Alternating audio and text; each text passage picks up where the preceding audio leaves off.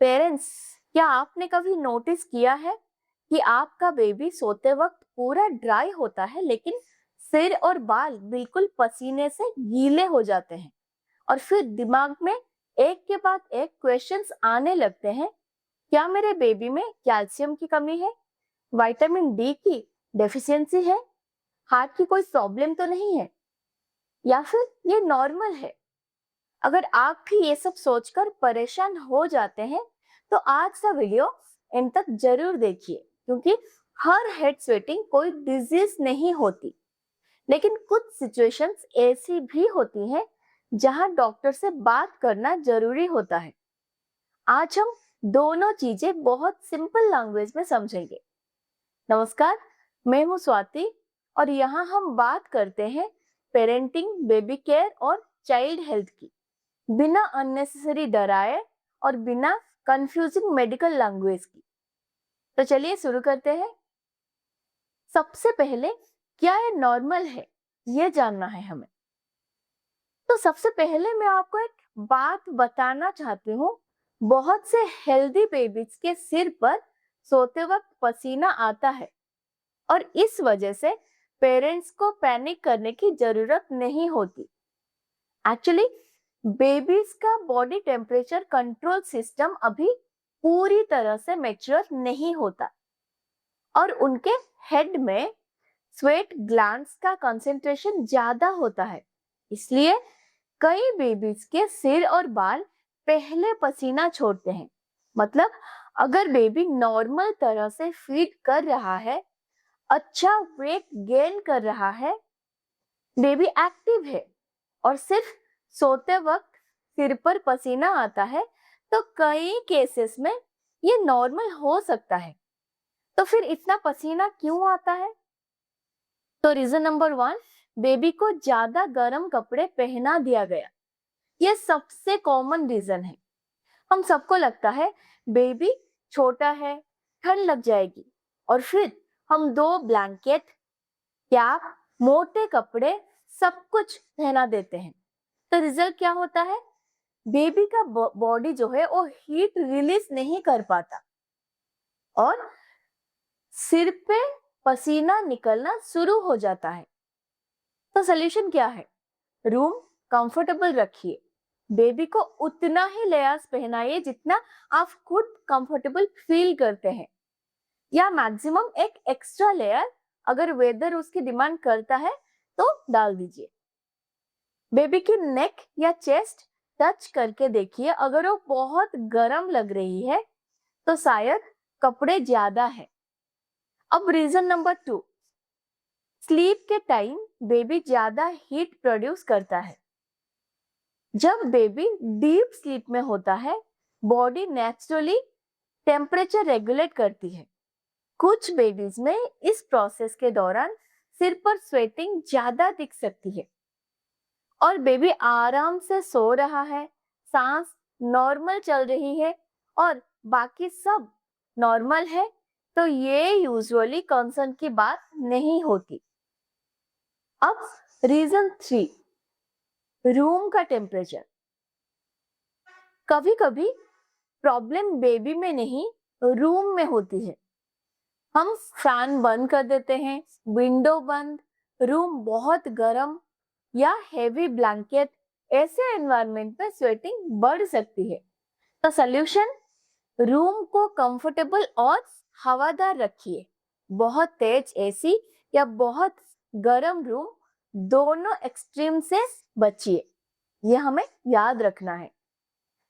एक बहुत बड़ा मिथ, सिर पर पसीना मतलब कैल्शियम की कमी। ये बात शायद आपने भी किसी से सुनी होगी।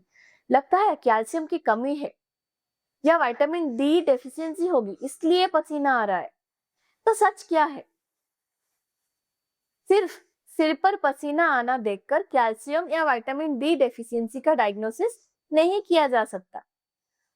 अगर डॉक्टर को डेफिशिएंसी का डाउट होगा तो बेबी के ग्रोथ, डाइट, एग्जामिनेशन और जरूरत पड़े तो जरूरत पड़ने पर टेस्ट देखकर ही डिसीजन लेंगे। इसलिए सिर्फ पसीना देखकर सप्लीमेंट शुरू मत कर दीजिए। अब हम बात करते हैं कब डॉक्टर को जरूर दिखाना चाहिए। अब ये बात बहुत इंपॉर्टेंट है।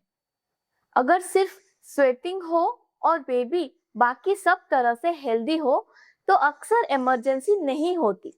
लेकिन अगर स्वेटिंग के साथ ये साइंस भी है तो डॉक्टर से बात जरूर कीजिए। तो सबसे पहले बेबी फीड करते वक्त बहुत जल्दी थक जाता है।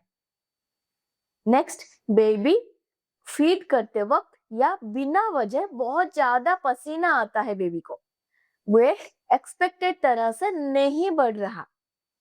बेबी को सांस लेने में दिक्कत हो रही है या सांस बहुत तेज चल रही है, बेबी अनयूजुअल तरह से सुस्त लग रहा है या फीवर या दूसरे सिम्टम्स भी है बच्चे को, तो इन सिचुएशंस इवैल्यूएशन की डिमांड करती है, तो आपको डॉक्टर से जरूर मिलना चाहिए। अब पेरेंट्स घर पर क्या करें? अब सबसे इम्पोर्टेंट पार्ट, आज से आप क्या कर सकते हैं वो भी घर पे। तो सबसे पहले बेबी को ओवरड्रेस मत कीजिए, कपड़े वेदर के हिसाब से पहनाइए। सिर्फ इसलिए एक्स्ट्रा ब्लैंकेट मत दीजिए क्योंकि बेबी छोटा है, उसको भी उतना ही गर्म लगता है जितना आपको लगता है। नेक्स्ट आता है रूम।